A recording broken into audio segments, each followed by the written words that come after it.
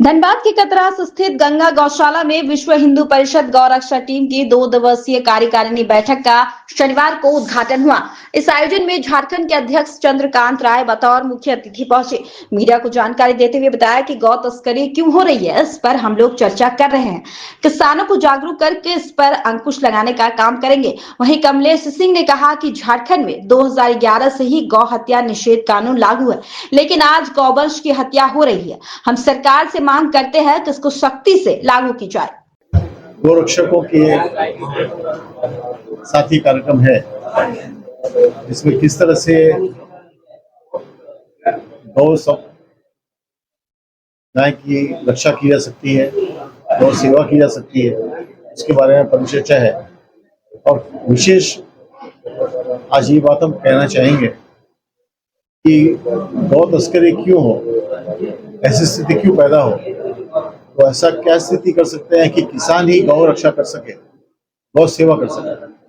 क्योंकि कहीं तो गाय के बच्चे का जन्म हुआ है, जहाँ गाय के बच्चे का जन्म हुआ है वही किसान को समझ में आए कि जब गाय दुधारू नहीं रहती है, इसके बाद भी गाय अपना खर्च खुद वहन करने में सक्षम रहती है, गोमूत्र है, गोबर है, उससे इस तरह के अलग अलग वस्तुएं बनाई जा सकती हैं। आज की तारीख में हम लोग ऑर्गेनिक खाद की बात करते हैं और सारी चीज तो हमारे गौमूत्र के जो गोबर है या गोमूत्र है उसी से बनते हैं। इतनी सारी चीजें और बनती है, इसको आज राष्ट्रीय स्तर पे और बल्कि अंतर्राष्ट्रीय स्तर पे भी अलग अलग कंपनियां बनाती हैं और बेचती हैं।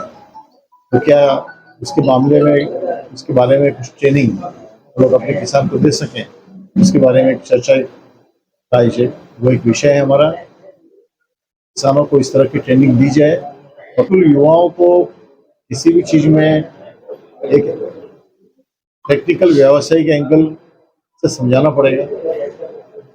सामाजिक जिम्मेदारी गौ रक्षा की तो हमारी बनती ही है। हमारे सनातन धर्म में जैसे घर का बच्चे का ख्याल किया जाता है, गौवंश का उतना ही ख्याल किया जाता है।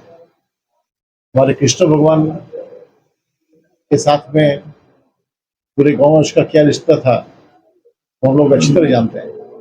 तो सनातन धर्म में पहले ही गायों का इस तरह से घर के परिवार की तरह गाय को रख के इस तरह से ध्यान रखा जाता था, हम लोग सब जानते हैं। ये तो गो तस्करी और सारी बात तो पिछले 20-25-30 साल की बात है, इसके पहले तो ऐसा कभी होता नहीं। ये विश्व हिंदू परिषद का जो गौरक्षा विभाग है, गौवंश संरक्षण संवर्धन परिषद, इसको 2 दिन का प्रांतकार समिति की बैठक है और आज इसका अभी तुरंत इसका उद्घाटन हुआ है। तो 2 दिन में हम पिछले जो हमारा 6 महीना जो कार्य हमने किया है पूरे देश में और झारखंड में, ये झारखंड प्रांत की बैठक है, तो झारखंड में पिछले 6 मास में गौवंश संरक्षण संवर्धन परिषद ने क्या कार्य किया है इसकी हम समीक्षा करेंगे। उसके बाद हम 6 महीने आगे हम क्या कार्य करने वाले हैं, केंद्र का जो दिशा निर्देश है गौरक्षा विभाग का, वो सारी विषयों पर हम 2 दिन मंथन करेंगे। उसके बाद हम इस विषय पर तय करेंगे कि आगे गौरक्षा विभाग को क्या क्या कार्य करना है। और इसी विषय लेकर के आज हमारे सारे पदाधिकारी यहाँ उपस्थित हुए हैं।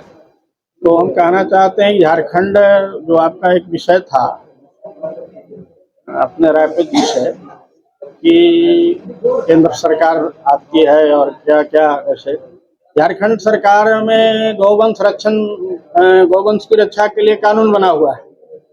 2011 में झारखंड गौ हत्या निषेध अधिनियम लागू है यहाँ, इसमें कोई भी गाय का गौवंश का मतलब होता है गाय, सांड, बाछा, बैल, ये सारी चीज बाछी इसमें आ जाता है। इसकी हत्या, इसका ट्रांसपोर्टिंग पर 10 साल का कड़ा सजा निर्धारित है, लेकिन दुर्भाग्य है कि यहाँ की सरकार जो है उस पर इम्प्लीमेंट नहीं करता है।